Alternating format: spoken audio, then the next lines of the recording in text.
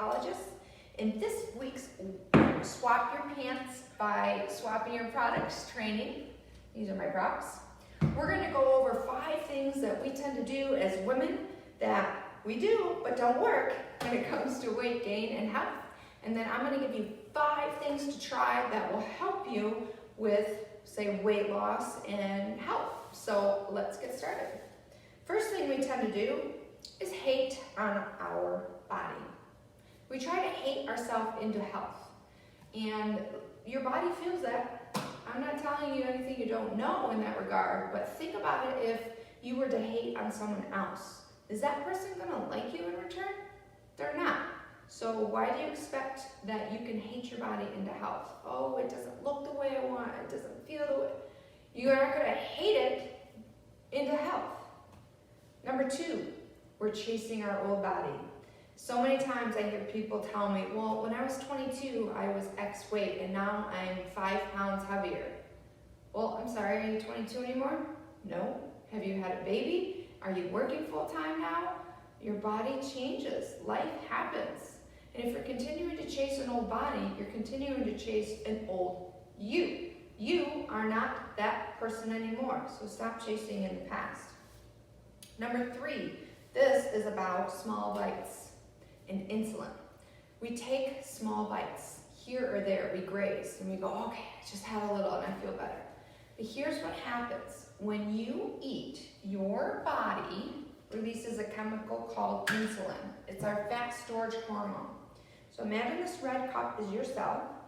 This is insulin, and it puts the food or beverage into your cell and locks it there for use later. Your body will not use what's in this cell while insulin is still floating within your body. How do you get insulin to stop floating and go away? Well, you need growth hormone to come up. This shiny colorful thing, this is growth hormone. Growth hormone will come in and take what's in this red cup and use it for fuel. Great, how do we do that? You need your body to stop receiving food for like 3 or 4 hours. That old myth of snacking every 2 hours to keep the fire burning, that fire is your insulin, okay? And we don't want that. That's your fat storage hormone. Number 4, hormones, estrogen. Your estrogen changes as you get older. I'm just going to set these here. You know that. I know that. It could be way higher, way lower. Maybe your thighs are thicker. Maybe you're thicker around your center or under your arms. But we all know that your estrogen and other hormones change. The Dutch test, Google it, D as in dog, UTCH test, is the test you want to go get for your hormones. And then if you're local, I can help you with finding a clinical nutritionist to help you understand and interpret those results and then be able to take action. Number 5, calorie restriction and binging. Answer me this. Do you want a fat metabolism or a fat burning metabolism or flexible metabolism? You want a flexible metabolism. You want a flexible metabolism that is all prepared to go up and down with what you eat and how you move your body. A fat burning metabolism is not what you want. Now I've done extensive trainings on those, but let me just give you a quick example. Let's say you calorie restrict Monday through Friday and you eat 1,200 calories. And then on Saturday and Sunday, you binge like crazy because you were good for 5 days, right? And then you binge for 2 days, 5 to 2. But you're doing that all the time. Those 2 days add up, okay? And if your body is used to only having 1,200 and then you binge, it will negatively impact you. That leads me into the first thing that you can try. The reason, other than your metabolism, that it will negatively impact you is because we have something called an aquistat. Your body's aquistat is like a thermostat. I have a thermostat behind me. And your body likes to stay at a particular temperature, okay? And it will do anything it can to stay at that temperature. Let's say I open the windows here in the studio. The thermostat is set at 68. it's going to do everything it can to still maintain 68. It might turn the heat on, it might have to turn the air on, but it's going to fight to stay here. It's going to fight to stay at a body weight that it's comfortable at, even if that's what you don't like, right? So how do you get it to move off of that apostat, that temperature? You got to do something differently. Here are 4 things that you can try. Number 1, food tracking.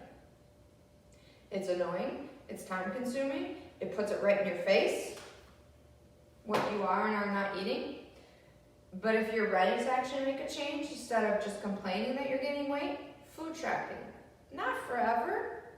We tend to eat the same 100 things, so you need to get an idea of what those portions are, and then you can get off of the food tracking. And if you go off the rails, then you kind of get back on it for 3-4 days, go, okay, I'm going overboard here, or I'm restricting there. It gives you something measurable to work with, especially when we work one-on-one. Number 3, exercise. I'm not telling you anything you don't know, but I'm going to tell you the difference between exercises. Strength and cardio. The least path to resistance is to hop on a piece of cardio equipment. It's easy. But that's not going to help you lose weight long term. So that's endurance cardio, long term. Walking on the treadmill for an hour, going for a bike ride. That is not going to change things in your body the way you want them to change for fat loss or for building muscle, which also burns calories. So something like a HIIT training, which does not have to be jumping, that will help your metabolism. 20 minutes of HIIT training. It's 20 seconds on, 10 seconds off of something that gets your heart rate up, something that makes you breathless, that you can't sustain more than 20 seconds, okay? And then strength training, think of squat, curl, press. Maybe you do that for a minute, and then you do 30 seconds of jump rope, and then a plank hold for 30 seconds, some sort of ab exercise, and then you rest, and you do it all again.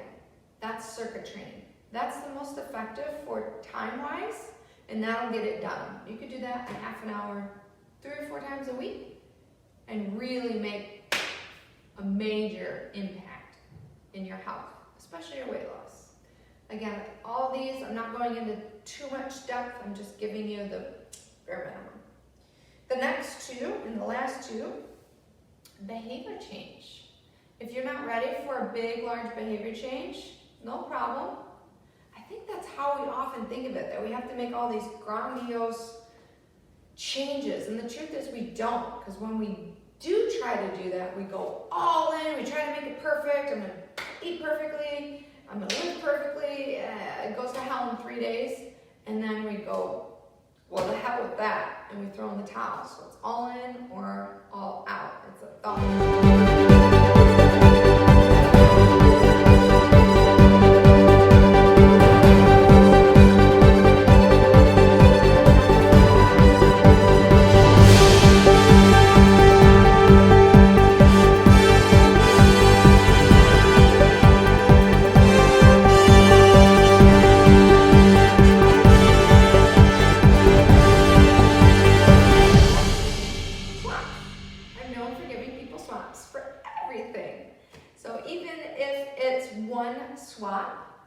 It's something to celebrate. It's in the right direction.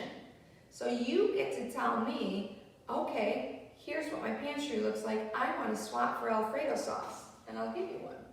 Because I've talked about how dairy is inflammatory to our body, or whatever the swap is, I've got something for you that tastes good. I always hear taste as an objection, but to be honest, most of this tastes better than what you're eating because it's not as processed. So let's review.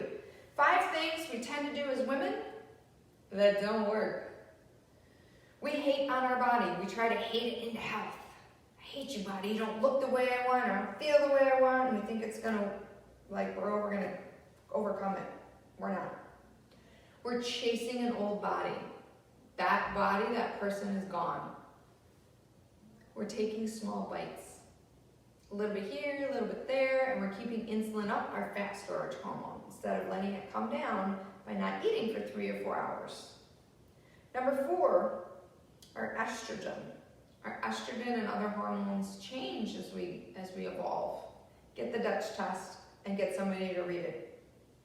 And number 5, you're building a metabolism, whether you're calorie restricting or binging, but you're building a metabolism that isn't flexible. Okay? Try one of these. Apostat disruption. You got to get that thermostat to move. There are lots of different ways. There isn't just one way. Number 2, food tracking. Measurable. It's scary, and if you're ready to actually do something about weight loss, you got to have something measurable.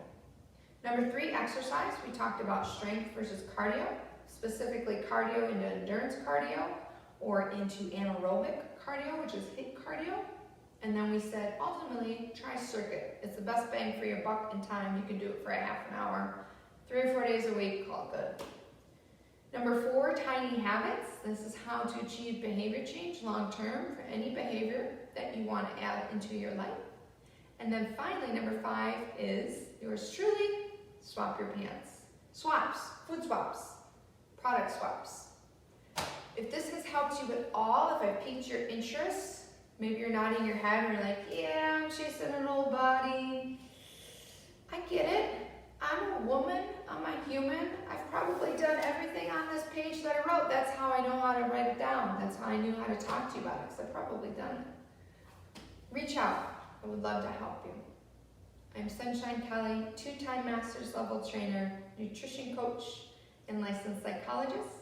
And I'm so pleased to bring you this week of Swap Your Pants by swapping your products.